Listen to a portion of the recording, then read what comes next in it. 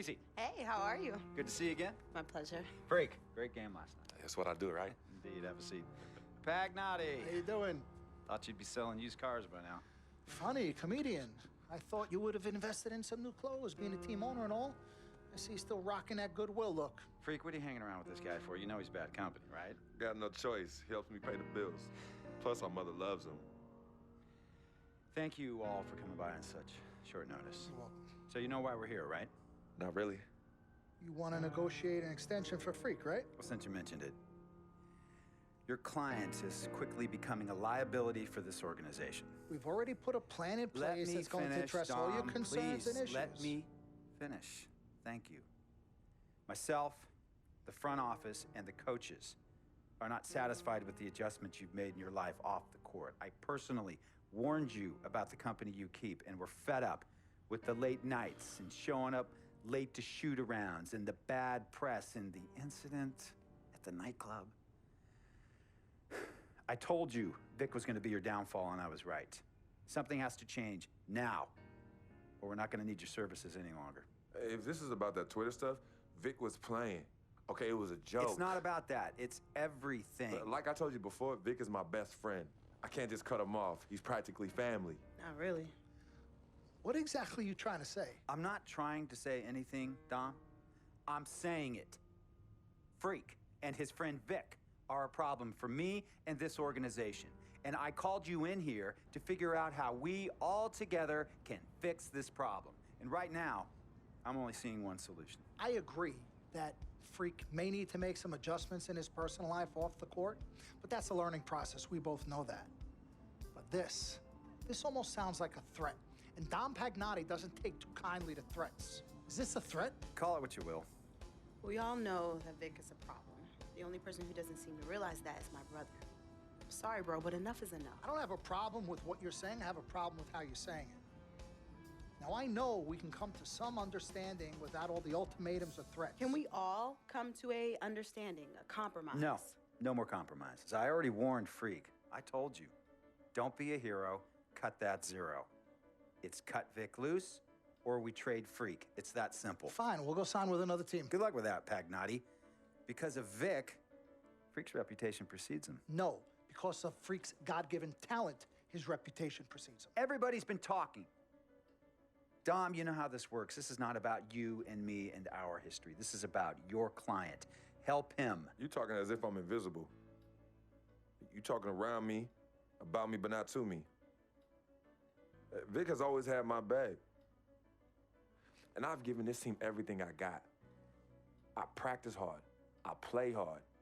Yeah, some nights I got it, some nights I don't. Some days I might even show up a little late to shoot-arounds. But every time I'm on that court, I've always given my best. And I see how it is, though. I mean, us players got to be loyal to you, but you don't have to be loyal to us players. Try to give me some father and son talk, talking about how you love your players and how you look up for them. Come on, man. You trying to cut me off like you cut off Izzy. Don't you have people loyal to you no matter what? People you can't cut off? Well, that's me and Vic. Vic and me. Y'all insist, really. They could tell me stop hanging with Vic. What makes you think they won't tell me stop talking to you? You remember in 7th grade, some guys were trying to jump me over some girl. Vic was the one to get some friends just to walk me home. And when they came, we went at it, but I wasn't alone. When I got my scholarship, it was Vic who put the word on the streets that nobody should mess with me because I had a future.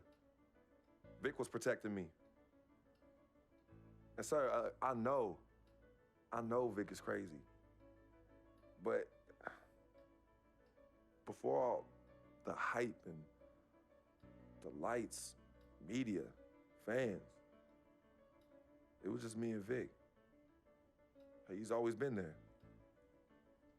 I mean, if y'all don't like that, I don't know what to say. It hurts me to say this, but I see his point. What you don't understand is that the league doesn't have your back anymore. Not like they used to. They try, but it's too much. Social media has changed everything. And this last incident with Vic, that was the final straw. It was a joke. It wasn't funny. You know it wasn't a joke. Vic was defending you, stepping in to protect your honor by attacking another teammate like that. talking about his manhood, his wife, his kids, his family, so you can be the big dog on the court?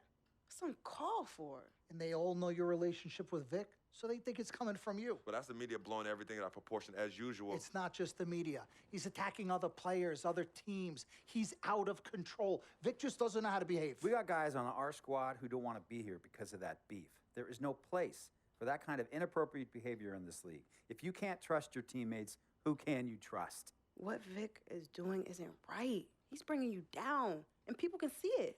I see how all the other players are looking at you. Oh, it's not cool. It's not cool at all. What, don't talk to him? Don't hang with him? You do what you got to do. That's your call. But let me tell you this. You asked me if I had friends that I couldn't cut off? Yeah, I did for a while. Friends, business partners, girlfriends, wives, family that I thought I couldn't cut off. But I learned that sometimes you got to make the hard decisions. I mean, some of these people, they were just bad for me. They were bringing me down. They weren't making me better. They were good for the time that they were there. But I grew up, not in age and maturity, but in mind and spirit. I was ready for the next level in my life. And I'll be honest with you, I've been on the receiving end of that. I've been cut off before myself. And yeah, it hurt at the time. But looking back, they were doing the right thing for me. Just don't tell my ex-wife that, Pagnotti. So what's the next move? The next move is Freaks. It always has been. Question is he ready and willing to do what needs to be done?